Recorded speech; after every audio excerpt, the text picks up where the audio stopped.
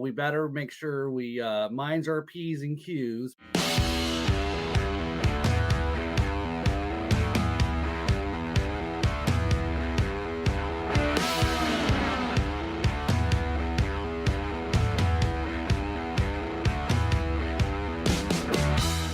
Hey all, it is Nia and Paul.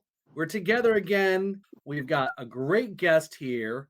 We've got a great episode with a different concept that I don't think you and I have tried to have done before, right? never super excited and super excited for our guest, by the way. She has a lot of insight. I know this, so we better make sure we minds our P's and Q's because we don't want to get in trouble now, right? So Wait, I thought she was going to represent us if we got in trouble this weekend. Are we already giving away who or how more about our? No, let me shut up. Go ahead. Okay. But anyway, so yes, our guest, we met, we haven't quite met yet physically or in person, but our guest is part of the upcoming, as we're taping this, before the Tampa Bay Rum Experience event that's coming up for us. So if you're watching, listening to the podcast on audio, video, it's already happened. So if you missed out, sucks being you, but hopefully we do see you there if you do watch this. But or next year. Next year, that's right. So this is Nia and I are both part of the inaugural Tampa Bay Rum Experience, May 18th. In Tampa, with a good friend and rum pal of the Tampa Bay Rum Society, Isabella Rosales, right? So really cool stuff. She's been putting this event together. She reached out to Nia and I and said, "Hey, I want you to be part of this event. Come be part, interview some people." That's us. We're going to do it tonight. So some of these, our guest is actually going to be at the event as well. And we're going to be on a panel, right?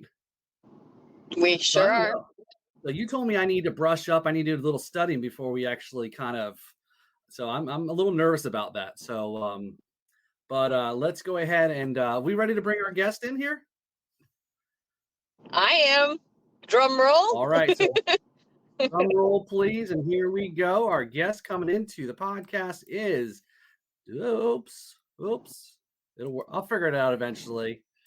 Our guest coming on to the podcast is Jane Graham of Sunshine City Law. How you doing, Jane? Good. How are you guys? Good. So welcome to our shows. So yeah, this is kind of cool. So I don't know, this is weird. Like you and I have a background that's still, and we're looking at Nia and things are moving, passing her by. Life is passing her by.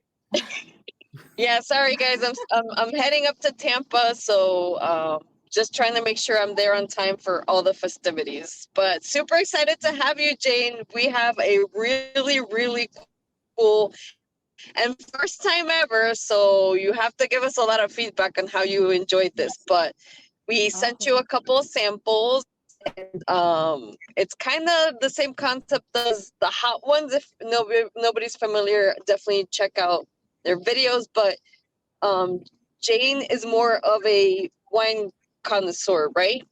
You enjoy wine? I love wine. I love rum, but I can't say I know a lot about rum. Oh, okay. Awesome. So you're gonna learn some stuff. You're gonna learn some stuff then tonight, right? Yeah. Sounds good. So you'll be prepped for Saturday. So do we want to kind of, Nia, do we want to just jump right in with the first one here, our version of the hot ones? And so well hold on, before we jump right in there, Jane. Right. So obviously Sunshine City Law. You're a lawyer, right? Yeah. Okay. Right. So I think Nia said before we started was what we called it rum Rumtainer. A Rumtainer. A Rumtainer. Yes, we need to have a Rumtainer here. Rumtainer, right? Hashtag. Don't steal that. We've already trademarked it. It's going on a shirt. Yeah, so, trademark. Yeah, right. And we have a good lawyer here too to make sure we're okay. So yeah, Jane, just a little bit about again a little about who you are. Kind of obviously your law firm, and then we'll start drinking some rum.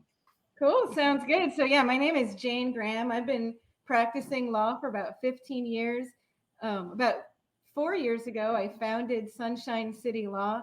It's dedicated to representing people in front of cities and counties a lot of licensing, land use, some code enforcement when you get yourself in trouble, and it's been a lot of fun. I also do some animal law when people have problems with various things involving their animals. So yeah, I do represent some businesses and restaurants who go to cities for wet zoning, which means that they're trying to open a restaurant or they have a restaurant and they're trying to serve drinks. I had a client who wanted to serve margaritas at her taco place. It's a whole process, and I'm happy to kind of share with you guys what it's like if you're trying to serve liquor or other types of alcohol at your restaurant, just like the process that you have to go through. It's not particularly hard, but there are a couple things that you need to know to just make it easier. And there are a little hiccups that could happen along the way. So I want to let you guys know about that as well. Yeah. Okay. And hopefully the hiccups aren't from drinking the rum. Oh, there you go. Right. Yes. So yeah. So great. That's really interesting Jane, because a lot of the times when I've gone to places that don't serve a full liquor bar, they always comment, especially in South Florida, where I am at, they comment on how like either licenses, like full liquor licenses, are sold out, or they cost like $300,000 and people can't access that. Right. Yeah. No. And that's actually something as well where there are different there are different tiers of regulation. So the state liquor license, like that's like the first thing, and that is really hard to get, and they do cost between like 100,000 to sometimes 300,000 if you're trying to buy it on the market. They also have a lottery that you could put your name in, and I was actually recently checking, and it's like, okay, it's like winning the lottery to get these, and then the people who win it, either they use it or then they sell it, and it's a process that probably could use some tweaks to make it more fair.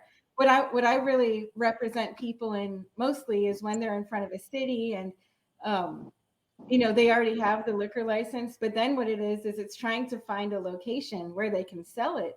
And so the other of the regulation is like, it's, for example, if you wanted to open a bar like in South Beach or Ybor City, like you're probably not going to have a problem with zoning. But if you want to open a bar like next to like 3 elementary schools and like a Catholic church, you might have a problem. And so this is kind of like going through the different process and having to go in front of a city commission and some of like the architecture, site plans, all that. So yeah, it's and then the other thing that can be bad is let's say that you're like, I'm gonna skip this, I'm gonna open this, and then you find out after the fact, like, yeah, you're actually not allowed to sell liquor here. You can get into some kind of code enforcement issue, and if that happens, then the city can come after you for fines. They can even shut you down, and so that's what we try to prevent, and just from the get-go, make sure that it's all good so you don't have to run into that. I'm sure opening up a bar or a liquor store or whatever next to a Catholic church is going to work out okay. That's true, actually. I'm Catholic. I'm Catholic, so I can say that. So, all right. Well, speaking of that, let's kind of like like I said, we'll kind of weave the conversation in and out, right? And we want to start off the first one here. So Nia, I'll jump in. So obviously, as you're watching and listening, Nia and I both sent Jane, right? We're trying to kind of get Jane exposed to different rums that we are fans of and what we thought would be a good start. So this first one here that we're going to talk about, Jane, and you're going to go ahead and try is your copper bottom silver, right? So this is the copper bottom bottle here, right? So so it is 80 proof. Okay, it's made here in Holly Hill, Florida. For me, both Nia and I are big fans of Copper Bottom, right?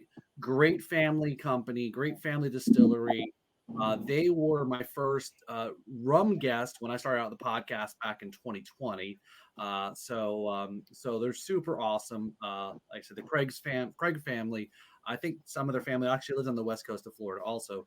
But super great. Jeremy and Jenny Craig, they do a Friday live stream at noon. Great husband-wife couple. Like I said, really good people. I love that part of the business, talking to people in the rum industry. So with that being said, a little bit of that backstory there. So this is silver rum.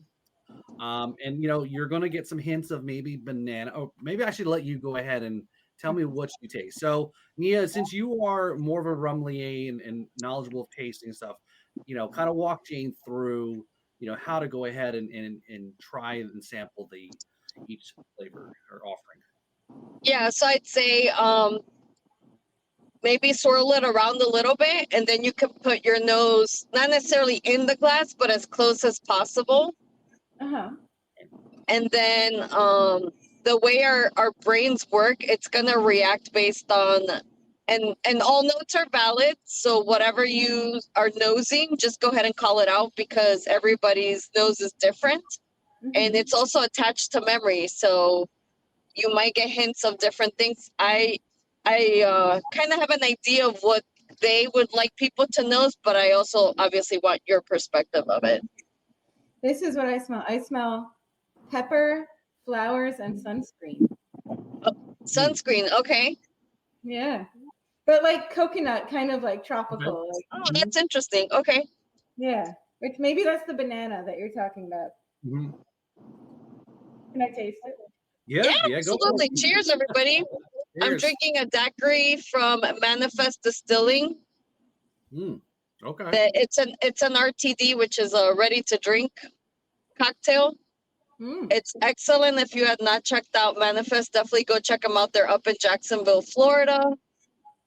There you go. They're doing some really cool rye whiskeys, really cool rum stuff too. I also get a little citrus, like maybe a little tangerine with it. Okay. But it's so on the palate. Yeah. Were you expecting it to be as sweet as the nose? No, it wasn't. No? It actually is smoother than when you drink it, than when you smell it. Like when it goes down, it's like, ooh, that's like a smooth. Okay. Yeah, it's good. So the interesting thing is it's your first sip and taste. You're not going to get it all, right? It's going to be maybe sometimes some rums might be higher proof, which can be like you're going to get a little bit of the heat, but it's then your second sip, because now your palate, your mouth is warm, kind of accustomed to the bit. It's sip that's going to be okay. Now I'm going to really get a feel for what this tastes like, what it smells like. So when you're ready for your second sip, go ahead. I love that. And I love that she cleansed her palate. She's already a pro. Oh yeah. She's a professional, yes. Yeah. Different? It's a little different. I almost got like a little anise or okay. I don't know. Maybe herbal? Kind of. I'm not sure what it is, but it's good. Okay. All right. Little banana? I don't know. So yeah, so this is a great alternative to a Bacardi that you'll see everywhere. Again, it supports Florida, which I know all of us are all about, is supporting Florida. Isabella there, she's obviously a big Florida supporter of Florida rums. Again, it's some of the little guys, we'll call them the craft distilleries. They need the word out there to say there's people making good stuff. It's just hard to crack into the marketing machine of some of the larger companies that are out there. So very cool. So what notes do they describe it as? Did I get it totally wrong? No. And that's the thing. That's why I tell people, it's like nosing and tasting seems very intimidating, but don't come with that approach. I tell people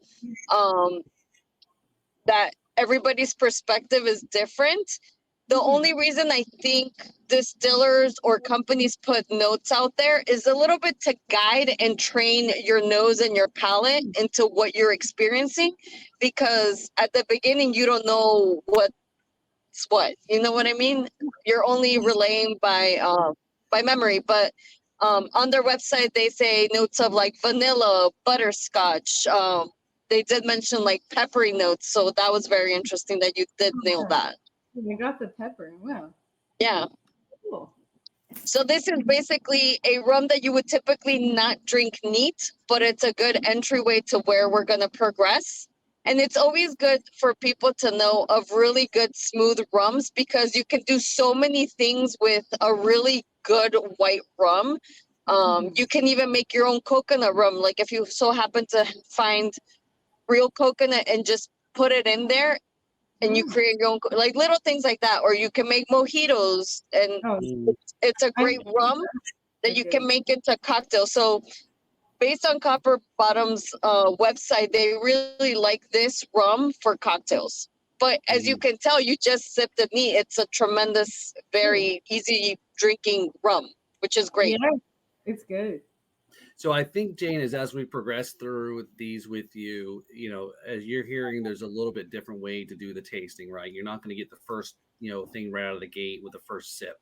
It's the second one, or there's also, just by adding a little bit of water or even a cube will change the complexity of it as well too. So if you got some ice, Jane does have ice, so you can definitely add ice, and you'll see even like from the nose, it'll change a little bit. The palate will change a little bit as well, because it'll dilute. And rum has a lot of components that when you add water, it'll kind of flourish a little bit. Now I taste the vanilla. Oh, okay. It's like bang, like it was right there. Yeah. Really good. All right, cool. So I guess like we'll bounce around here between tastings and so forth. And so going back to you're talking about there about the businesses kind of as most people that get into, they think it's cool owning a restaurant, a bar, etc. And then, like you said, it's an easy process, but there's a lot to it. But it's also very involved with the laws because of liquor in general, right? And the rules and a lot more, of any type of business, obviously serving alcohol. What's a liquor license cost typically? Because you mentioned like $100,000, or maybe Nia, you mentioned $100,000. But 300 is what I've heard. Okay, so maybe it's depending on where you're at, right? And maybe location, as you mentioned, Jane, it's location. But is it so high liquor licenses? Because I mean, it's not like there's an insurance aspect of it or one. It's just a fee to a license. I mean, I guess I'm trying to understand why are liquor licenses so high is the question. That's a great question. I think that it's because they're so sought after, and they try to make it hard. It's kind of like becoming a lawyer. They try to make it really hard to get in. In the same way, it's hard to have a bar. The bar and the bar. Basically, it's hard to do it because they want to cap the people, and I think it's just they do have it tightly regulated. I mean, I think when these types of cases come in front of a city, for example, for like a wet zoning approval, issues of like public safety and noise and impacts to the neighborhood always come up. And so it's the type of thing where having a liquor license is a responsibility, and trying to have it in a spot that's actually compatible and works with the general neighborhood, and that's where a lot of these issues can really come up too. Interesting. And speaking of liability, I know this because I went to bartending school for funsies, and I did until I went. But this is what scares me sometimes, that bartenders could technically, like, if you overserve Patreon, you could be sued by them because you're responsible how much liquor you serve them.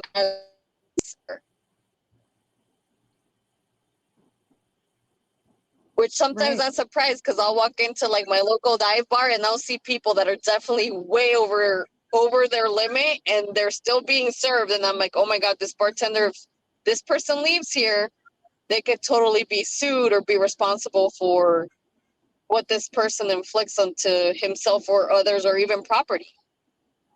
Yeah, no, it's true. There is liability, and you do have to be very careful about that. I mean, I think what's kind of interesting is, it used to be like, oh, there's a designated driver, but now with like Uber, it's, I think it becomes harder for bartenders because you think like, okay, are you taking Uber home or like a cab? Yeah. Or like, what are you doing? Whereas, before it was kind of like, and so now it's almost like a little bit more ambiguous. So in that case, it might be that there's more of a risk for a bartender because of that, because you think, all right, well, does this person have the sense to know not to drive or, take care of themselves? Yeah. Cool. So what's up next? What do we have next in our sampling here? It's Havana Club. Okay. The next one, it's Havana Club. Okay. So that's your sample, Paul. You can talk to her about it. That's so good. All right. So did you cleanse yet your palate? Oh, let me cleanse it again. So all right. All right. So here we've got Havana Club, right? So I probably shouldn't be sharing this with my lawyer here, but yes, this is from Cuba. So so we know all about that. But yeah, but speaking of Tampa, though, right?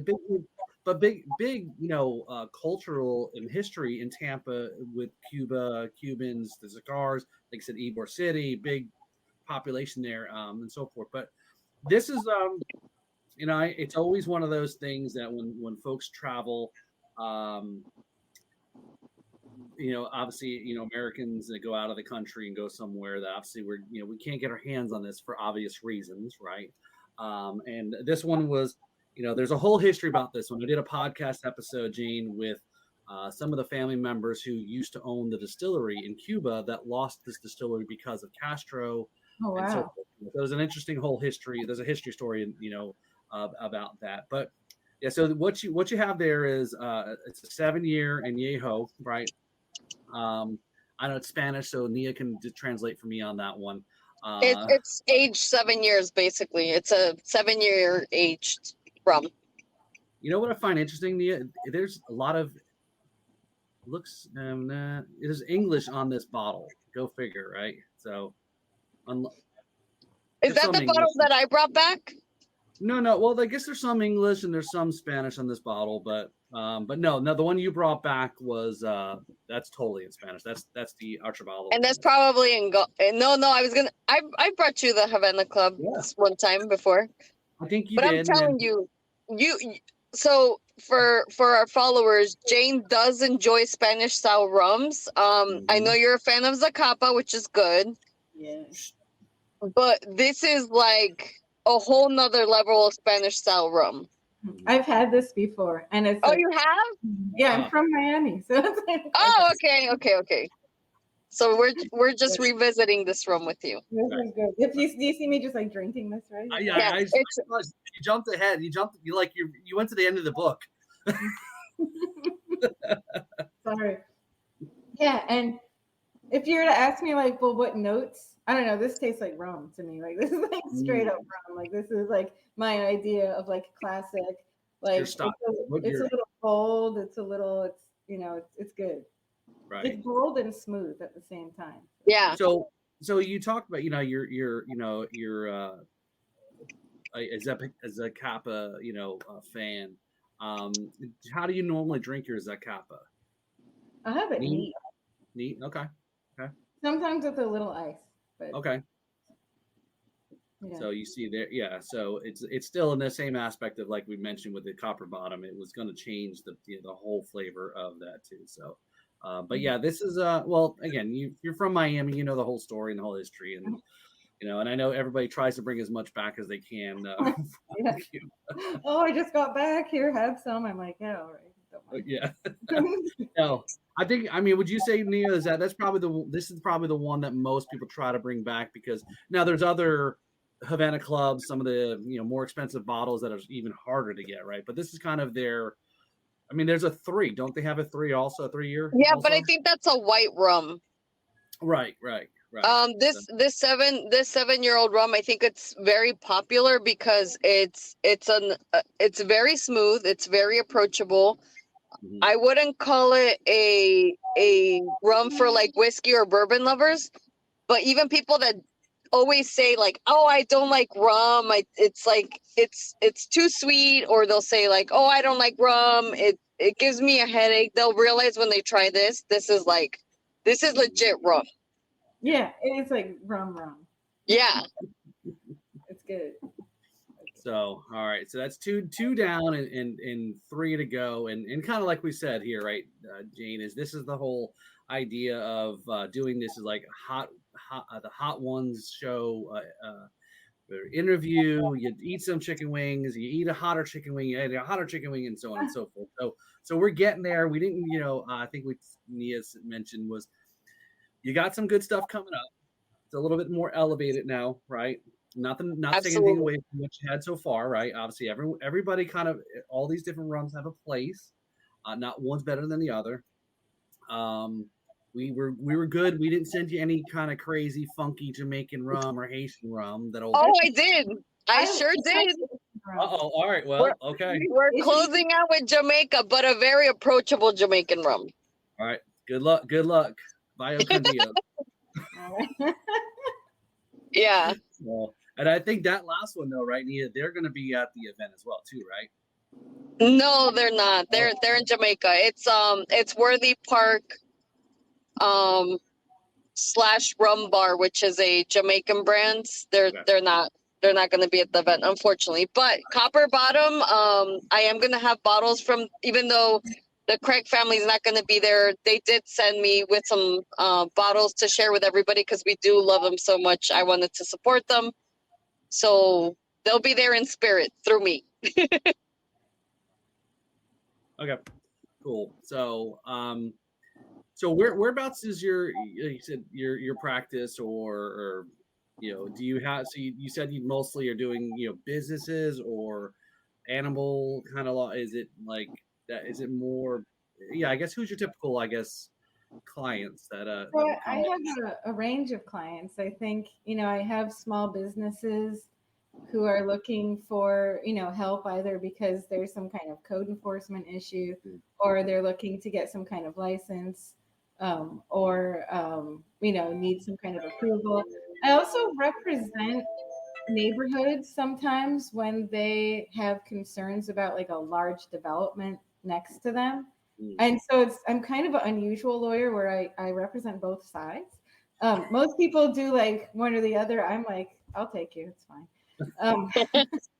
And then I represent people who have kind of situations like, for example, I have a client who bought a horse and there's like something wrong with the horse. And so it's going after the dealer. So it's, that's like the type of animal law case. I represent the little guy. It's, David versus Goliath. I have people really throughout the state of Florida. I have a client in the Florida Keys right now. I have clients throughout Tampa Bay, Sarasota. I have a gun range client. I have restaurants, and what I love is the cool thing about my clients is that they're people who I feel like I just kind of gel with. And it's like, we could just have like a real conversation because, what Sunshine City does is like, it's having a lawyer. It's like a confidant. Like you want to feel comfortable and like telling them like, okay, like seriously, what's up? How do you define success? Like, how do we get you out of this situation or help you through? And so usually, I have the type of relationship where they, clients feel like they can call me and just be like, hey, like this is what's up, help me. And that's kind of what I feel like sets me apart from big firms where it's, you have like one kind of old partner and then you got like some associate who's like kind of overwhelmed. So that's what I do. That's cool. So it sounds like it fits a lot of the stuff that we're talking about, the Tampa Bay rum experience, where it's local companies, smaller brands, and things, and so forth. And I think what's interesting, and I know we're getting ready to go do our next sample here in a second, but there was a law that was changed, I think almost going on 4 years now, where the state and the distributors, there was a big, kind of locked on distribution, right? Where, distilleries like the Copper Bottom and many others in the different types of spirits couldn't sell their own product in their own place of business because of the ABC laws, right? And the 3-tier system. But that changed a few years ago where the state passed a law and said, hey, wait a minute, this doesn't make sense. You make a product, you can't even sell your own product, your own property where it's produced, because you got to send it here to get distributed and to ultimately come back. And there was a very similar story. Was I went up to Georgia to do an interview with a rum distillery called Richland in Richland, Georgia. Right, they make rum in Georgia, and amongst many other places too, which we're not going to get into at the moment. But they said the same thing. Like their local state reps came down to visit, and they're like, "Hey, look, we can't sell our product here in Richland. There's a liquor store literally across the street that sells our spirits. It leaves our distillery, goes to Atlanta, and then ultimately comes back into the town to go into that store." And they're like, how does that make sense? And then even, the Congress, state reps were like, yeah, that doesn't make sense, right? So it's great to see that. It's an industry. It's very, as you know, a very kind of crazy industry. A lot of history with it. Nia was telling me about the book, she picked up about South Florida and rum and distilling, and there's a whole, it all goes all the way back to the Prohibition and even further back. Yeah. Sure it does. Interesting. So I do. There's an interesting history of that too. I mean, they're really well known. I was, just kind of prepping for the presentation on Saturday. I mean, it's amusing how they're saying like Tampa was like, one of the wettest cities in the United States during Prohibition, and that apparently at some point the mayor was like, Prohibition, what's Prohibition? And kind of like turned a blind eye to people. So it's, it's kind of, Tampa is the right place to, they seem to be pro rum, which is good. Well, that's right. You got the Gasparilla Festival every year, right? That's talking about celebration of rum, right? So right. No, definitely. The other thing I would say, kind of going back to what you're talking about, which I think is interesting, is, it goes to like business owners' rights and private property rights. And it's really good that the legislature kind of took a step back and be like, listen, like, if you're a business owner, you need to be able to sell your own product. And so this is a good example where it's like, that's a step in the right direction. Why should someone else be profiting off something that's yours? And, you're selling, if you're a distributor, you're selling it in bulk. So it's cheaper. Whereas if you can sell it, you might be getting harmed by that. So that's really a good step in the right direction. And I think that it's great how it's like, there's so many smaller businesses that are up and coming, and in Tampa, like, there are a ton of breweries too, like for beer. I mean, it's like amazing. My husband's like really into all the breweries, and the same with distilleries. It's just, it allows creativity and people to start new stuff. So it's really cool. And I what I like about that change, it wasn't just a wholesale. It was something to kind of really put some teeth into support in Florida. Was by 2020, whatever the year is, so much of the product for this had to be sourced from Florida. So if you're making, so if they're making this rum, the product has to be, whether it's the sugar or the water or the yeast or whatever goes into. Yeah, we'll definitely have to research that, Paul, because we don't have enough sugarcane here. A lot of even local distilleries, they import, or not necessarily import, but they bring sugarcane from Louisiana. So it'll be interesting to see if they do pass that law. Yeah. Because it's going to be tough. Yeah, well, I think that was part of it. The law got passed to allow them to start selling. They had a time period that they have to start putting Florida native products into, or it's, but I don't know where they're at in that year when they have to have it done by. But to your point, right, a lot of them and so forth. So, all right. So is Jane jumping ahead on us there? No, I'm sorry. I'm going back. I'm going back to the Havana Club. Oh, okay. It's so good. I get it.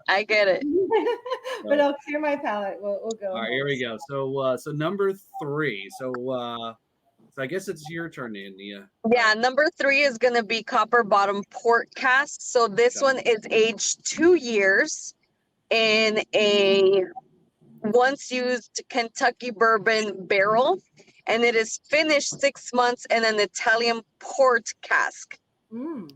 I can taste the bourbon.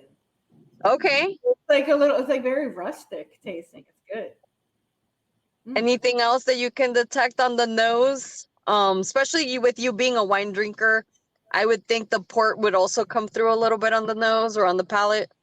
And Paul's showing you the bottle, what it looks like. So, I know it's hard to see there, the glare. Oh, yeah. You know, I do get a little port. I wonder if ice would kind of make it come out. Yeah, more. try it, definitely. So again, so this one here, looking at the bottle, it says 86 proof. So we're going a little bit hotter on the proof. Yeah, that's right. You know what? With the ice, you can taste it. Okay. It comes out. It's like the bourbon kind of hits you first. Yeah. And then you get the higher note of the port. It's like a higher layer of it. It's good. Okay. Oh. Could you tell the difference in the heat? Like, did it heat up your, like the back of your mouth or your throat or your chest a little bit? It did? Yeah. Okay. Nia, what do you call those? You have a word for The them. chesticles. You're warming up your chesticles. I can see it. Yeah, no, it's good. It's actually it's warming up my mouth too. Okay. That works too. Okay. Very cool. Now remember, you told me you got something going on tomorrow, Jane. So remember, we got to pace ourselves here. So. I do. Yeah, hopefully you have a lot of water. I do. Yeah. So good. You with those two, right? So that between the silver and obviously the port, right? Now Copper Bottom does have a couple different. That's the cool thing about being a craft distillery. You can kind of like craft beer, as you mentioned. You can try a couple different things. Do some beer barrel. They've got some beer barrel rum. They've got a bottle and bond. So they're doing different things and trying. But that's all based. Very similar starting point. That port is based off of their base rum, and so you can see how they start. They have a base product, like most companies have a base product, and then but it's also, here's the irony though, even though that might be the base product, silver rum or light rum or other words they use, right, Nia, for the clear rum, right, crystal, it's the hardest section of rum to compete in is actually in this silver crystal area. Well, because of Bacardi. Oh. Yeah. Because of Bacardi and the cover over, so yeah. Yeah. So is that a keeper, Jane? That's a keeper. This is, I like whiskey as well, and it's kind of it's like a hybrid. I like it. It's kind of giving me two things I like at the same time. So. Would you ever think that this would be a Floridian rum? No. Right? I'm getting like Kentucky. I'm getting like bourbon from this. This is good. Yeah. Now that's what I tell people. Like, rum in Florida is so underrated. We have such tremendous distilleries, and Copper Bottom prides themselves on I'm not poo-pooing on additives, but they disclose that they don't have any sugars, colorings, or any additives on their bottles, which I absolutely love the transparency. And speaking of transparency, is there any way you can talk to us about, like, because I've heard it's really hard to get labels approved through the TTB. I think we had a quick convo on this by text message. Are you familiar with that? Actually, that's outside my practice area. Okay. Just curious. Because I hear a lot of people have to, like, any changes on the labeling, they have to resubmit it. I was just curious to see how I have the had requirements. Clients, yeah, I have had clients who, not in this particular thing for alcohol, but for like organic labeling, that can be extremely strict, and it's it's like tiny little things. So it doesn't surprise me if it's like that at all. Right. Yeah. That's interesting. Nia, I have an idea how to get around this here. So I'm probably going to, disclosure here is, so you have a basic label, and then everything else on the label is printed with invisible ink. or black light. There you go. Let's make it a black light. So you have to, say, oh, look, it's basic. And, then you got all the other crazy shit that's on the bottle. Well, I think my understanding of everything is that it has to be visible. So If you have to buy a black light, I don't think the TTB will like that. Probably not. So we ready to jump to the next one? So I would say so. I'm excited about this. This is the Ghana one. Okay, super excited for this one. This one is from a distillery in actually Ghana. It's from Down Island. They are going to be there Saturday, so I highly recommend trying all their expressions. This one specifically is aged in ex-bourbon as well, but I think it's like a 7-year-old rum, if I'm not mistaken. Let me see if I can hop. That one is strong. Oh, can you still hear me and see me potentially? But you got your Oh, pause, perfect. but we can hear you. We can hear you. So, Okay, so this was distilled in 2020, bottled in 2024. They used a pot still. The cask type is ex-bourbon, and this was made from pure sugarcane juice, which is very different from the rest of the rums that you've had. The rest were molasses-based rums, and it's 62%.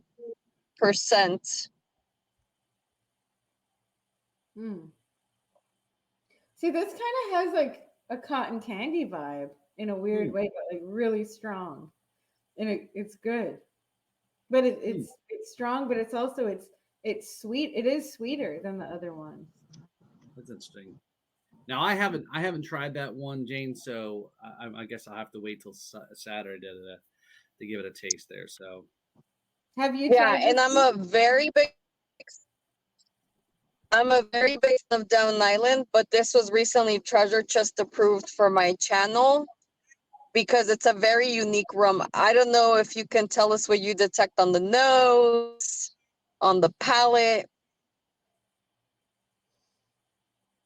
I get a little cotton candy from it. It's like very alcoholic cotton candy, which is very good. That's a compliment coming from me. there you go. Yeah. So you're gonna have to let Mike know that on Saturday. It's alcoholic cotton candy. It's like an adult cotton candy. Yeah. It also is maybe a little like botanical, I guess. I don't know if that's the right word. Botanical? Yeah, for sure. Yeah, it's like I can taste almost like a palm leaf or something, or maybe banana leaf. Like there's like a leaf in Okay. it. Yeah. Okay, that makes sense. Yeah, no, it's good. But it's a very unique rum, right? So now we're pushing your palate to 62%, so double that. That's the proof. Did you feel? Oh, you're kind of cutting out, but did I feel the heat? Yeah, I did. Oh, I'm gonna sorry. have a little bit more. So I was saying that now we're pushing you to 62%, so double that, and that's the proof. Did you feel the heat from that 62%, or is it still pretty smooth? You know, I feel the heat, but it's smooth too. But it's definitely it's a little spicy. It's warmed you up. Yeah, and I put some ice in it, and I think the ice kind of cooled it down a little. It's like spicy cotton candy. Okay. Yes, it is. To me, it was extremely minty. Minty. Yeah, like I wouldn't. Yeah, like minty, like cedar or pine, like that kind of wood. Yeah. Yeah, no, I can see it. For me, it's like spicy cotton candy wrapped in a banana leaf.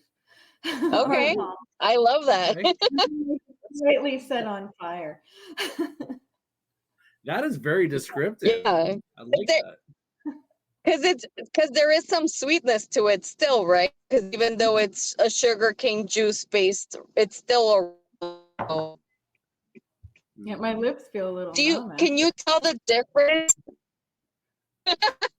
Can you feel the difference on the palate as far as, like, for example, for me personally, when it comes to pot still spirits, they feel a little bit like heavier on the palate. Like they feel like flavor bombs, which I absolutely love.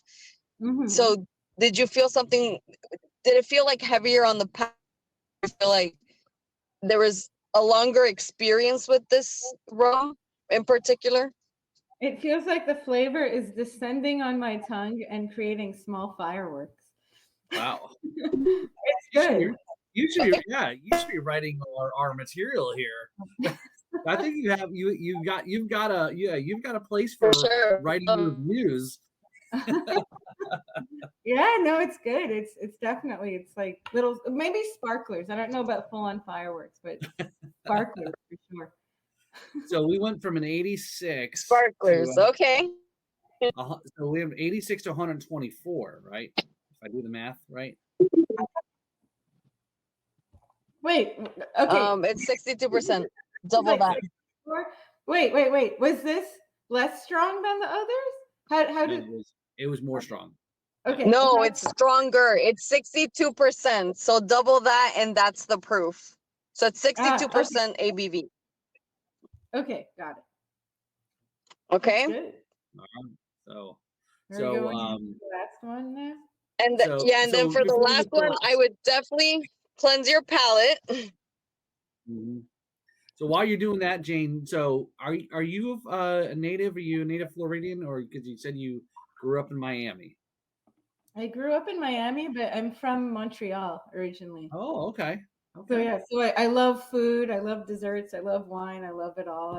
And then moving to Miami, it's like same thing. And I just moved to Tampa like 5 years ago, and Tampa is cool. Like Tampa, like I remember like growing up in Miami, Tampa was like, all right, cool. Like why am I gonna visit Tampa? But now it's like it's really growing, and like there's a lot of cool stuff here. So it's There's cool. so many events and so much stuff going on. I absolutely love visiting. There's always so much to do. amazing.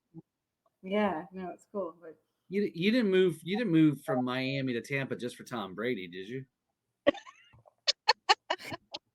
I moved before Tom Brady. He moved for me, obviously. So are you a Dolphin or a Buck? Oh, that's a good question. I'm a Cane. Go Cane. Oh, Okay. Tried and true. Double Cane up in here. Okay. But yeah, I'm a long suffering Dolphin. I'm Okay. impressed by the Panthers. The Panthers aren't doing amazing. I know.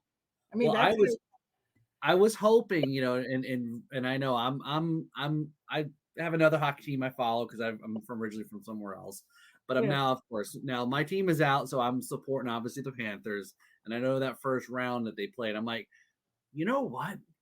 It's quite possible we can be in Tampa that week, and there might be a playoff game, but then Lightning hadn't been doing it as the last couple of years. Panthers have been really. This could be definitely their year. I mean, they were there last year. Now that's a big question I'm going to ask because there's a couple guys from the hockey team that's going to be there Saturday. Oh, really? Oh, yeah, there's like a men's ice the hockey Tampa team. Bay Rum Runners. Yes. Yeah, the Tampa Bay Rum Runners or the Tampa. Yeah, I think they're called. I know for sure they're called the Rum Runners, but I don't know if they're Tampa Bay or Tampa Rum Runners. I saw a shirt they had or something posted on their social media. I said, I hope you have those shirts for sale because I will buy one of those shirts. It was a pretty cool, hockey shirt and team shirt and so forth. But wait, Paul, I'm going to test them. I want to see how much rum running they've been doing. Let's see if they can beat me. Oh, I don't know. Maybe they challenge you to get you on ice, so that might be careful. Oh, rough. Yeah. So all right, so Jane, you ready for the grand finale here? So do we drum roll here? What do we got, Nia? We're gonna drum roll. This is the Rum Bar Gold. Now I did push you to a Jamaican style rum, which, like we mentioned a little bit offline, it's kind of like either people love it or hate it. But this one is a very approachable Jamaican rum because they don't use dunder or muck. They use more of sugarcane juice as well as sugar, like molasses. So it's a little bit more approachable. This one is also aged. It's aged and blended between 2 to 3 years, but you can still tell the notes of a true Jamaican style rum. Okay. I just took a sip of it and I was fine. And then I smelled it and I was like, woo! It's like a delayed reaction there. So Nia, describe the term, because I think Jane, you heard Nia say Like muck? dunder and muck. So Yeah. describe what that is, Nia. So basically, it's the leftover material that happens after they distill the rum. They use that leftover to basically add flavors or actual compounds that are called esters into the rum after it's distilled to create more of a bigger flavor profile and different compounds. But depending on the distillery, this distillery specific, they say that the way they do stuff, it's very heavy on the banana. Some people call it rotten bananas. I hate using the word rotten because it sounds terrible. To me, it's more like a very ripe banana, or like Very earthy, right? Huh? Earthy, you would say earthy? I wouldn't say earthy. It's definitely like banana, but fruity notes. Like really mature fruity notes. A lot of like grassy notes, like fresh cut grass. Jane's really thinking But about again, this. She's trying to I'm get that thinking flavor. you know what it tastes like? It's like in What? Miami, people have like those mango trees, and like the mangoes start like falling on the ground, and it's like covered in grass, and then like Yeah. to a rum. That would be this. It's good. Okay. That makes sense. Yeah, like ripe fruit, right? Yeah, but it's just like I don't know why, but oh god, hold on.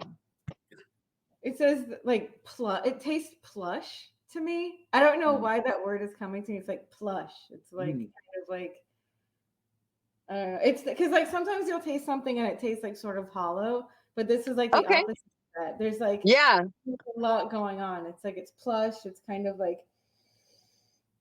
And this is also a pot still rum, so I get where you're coming from. It's not light on the palate. It's actually very heavy, and it really evolves in your palate. It lingers too. There's a lot of linger with pot still rums, as you can tell, obviously. Some ice and see if it kind of changes the flavor a little. So I'm glad it seems like you've survived our little challenge and we've pushed your palate to new experiences. What is your favorite? See if you can guess. Cotton candy. Alcoholic cotton candy. Havana Club. Yeah, it was a tie. It was a Havana Club and cotton candy. The Ghana. I think I like Ghana because it's so interesting to me. But like I would totally use this copper bottom silver like to make a mojito, or like make mojitos at home, and like this is good. Like this is better than Bacardi. Like I would if they're there on Saturday, I'm gonna buy some of this and just like I want this. Well, they're not gonna be there, but you can get them. They have copper bottom all over the place. ABC, Total Wine. Yeah. Cool. Yeah, no, it's good. But yeah, where can I buy the Ghana? This Ghana one. Online. Yeah, Down Island. You can buy them online, but he's gonna be there Saturdays, so you'll be able to try all of the other cask expressions that he travels all over the world and brings them. So definitely try his other stuff too. It's really good. That's cool. Yeah, no, it's really it's different. It's something. It's like a different kind of rum I've had. So it's like an taste. I like it. So awesome. as being learning a little bit and getting more exposed to the broader. I mean, again, you're not a stranger to rum, as you mentioned, right? And but you're diving deeper into this with the tasting. Again, we appreciate you kind of having doing this with us and kind of different samples and styles, but you can see where people that don't really know rum assume a certain thing, and then here's 5 different products that are all made essentially a little bit different techniques and so forth, but it is all rum. All right, here we go. So I'm back. So did we lose you because of the rum or technical issues? It's like, I'm just falling over. No, it's all good. My computer died. I don't know why. I thought it would be a good idea to not have it plugged in. Just as we were about to celebrate you making it through our little challenge, you dropped off. I was like, oh, guess you didn't survive. Peace out. No, So totally yeah, under so control. Jane, so definitely thank you for definitely joining us here. We're looking forward to actually meeting you in person and chatting. Absolutely. Most people are going to be listening to this or watching this, and the event already happened. So definitely tune in, and some of the other stuff Nia and I will be posting about the event. So we're really looking forward to it. And this is kind of a cool concept that thank you for letting us be a guinea pig in this idea. So yeah, what did you think about this experience here that we went through? It was awesome. I love it. I would do it again, but with different rooms. Oh, okay. There we Awesome. If you go. ever want to call me back, I can be your guinea pig anytime. But make him Sounds stronger. good. I probably Oh, should have told you she's that testing us stronger. I like it. All right. I like you, Jane. I like you. Yeah, make it Okay. stronger next time. Come on. Okay. Boom. I just brought back some rum agricoles from Martinique, and they're at 72%. Oh, Can try that. My favorite rum of all time is on my honeymoon. We went to the Virgin Islands, and we kind of strangely went into a cab with some like rando guy who's like, "Oh, my friend has a distillery. Like, we need to try this rum." I can't even tell you the name of the distillery, but it's called like Horny Rum, and it was really good. It tasted like chocolate smooth rum, but it was like, I don't know what the proof was, but it was strong, and it was good. Oh my God. Yeah, so I love Virgin Islands rum too, like Pussers, or I don't know if I'm even saying it right, but it's all good. Yep. Get some. Actually, a quick shout out if you don't know this. I think probably Nia knows this. So you can actually get these cups, right? The Pussers cups. I have one. Oh. I should have brought it out. Let me see if I can find it. Nia, I think Jane was sandbagging. I think she's a pro here. I know. She tricked us. She made us think that she didn't. I get it now. She's like, I'm going to play it safe with these people. Yeah. Well, I don't know what you guys are like. You know. The secret is out, Jane. The secret is out. You showed us your Pussers cup. Yeah. You're kind of hardcore. So. I think because I'm a serial podcaster, I think we need to do some podcasting something with Jane. We're gonna figure out some type of show to do with legal and law, or I don't know. We'll figure it out. I don't know. I do a couple other shows. I mean, Nia knows I've got two other podcasts on top of the one I do, and it's getting out of control. Actually, I think I have a problem. Actually, that's all right. So, well, as long as it involves rum, I'm in. There you go, boom. So Jane, as we wrap up here, again, thank you again for coming on the show here. What I guess would be you'd want people to check out, you want to give a shout out, a plug, website stuff, call me to represent you, whatever you want to kind of get out there. There you go. Sure. Yeah. Well, I say if you're someone who has a distillery and they're having a situation with the city, or even if you're just like, having as a homeowner, having like a situation with the city or a county and you need legal help and it's kind of like, I don't even know where to start, give me a call. I'll help talk you through it. You have rights. Sometimes you feel when you're working with the city, there's some cities that are more reasonable than others, but sometimes you feel sandbagged. And so that's where I come in and stand up for your rights. It's very frustrating for people where they feel like, they speak a different language than, different of lawyers or, people in agencies and bureaucracy. And I try to make it real and be like, okay, this is what's happening and this is how we do it. So happy to help. Cool. Very cool. Very cool. Yeah. So, Call Jane and get on the Rumtainer ASAP. Rumtainer. I love it. All right. Hasta luego. All right. Oh, there you go. All right. Good night. Good night, everybody. Thank you, Jane.